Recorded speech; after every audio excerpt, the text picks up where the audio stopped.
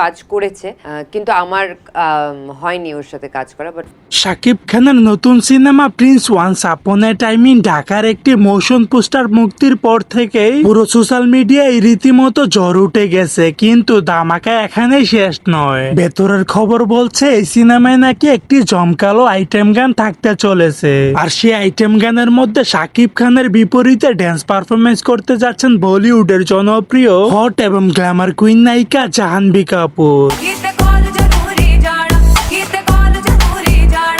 আমার মনে হয় আরিফিন, তোমাদের সাকিবকে জিজ্ঞেস করা উচিত যে আমার সাথে কাজ করার এক্সপিরিয়েন্স কেমন ওর সাথে। বাট ডেফিনেটলি আমি ফার্স্ট। আর এই খবরে রীতিমতো রেগে মেগে আগুন হয়ে গেছেন ওপার বাংলার জনপ্রিয় অভিনেত্রী মিমি চক্রবর্তী। তিনি মিডিয়ার সামনে এসে শাকিব খানের উপর ক্ষোভ প্রকাশ করেন, বললেন যে সাকিব, তুই আমার সাথে বেইমানি করলি, ভেবেছিলাম এই সিনেমার মধ্যে কাজ করব, কিন্তু আমাকে নিলি না, আমাকে বাদ দিয়ে দিলি।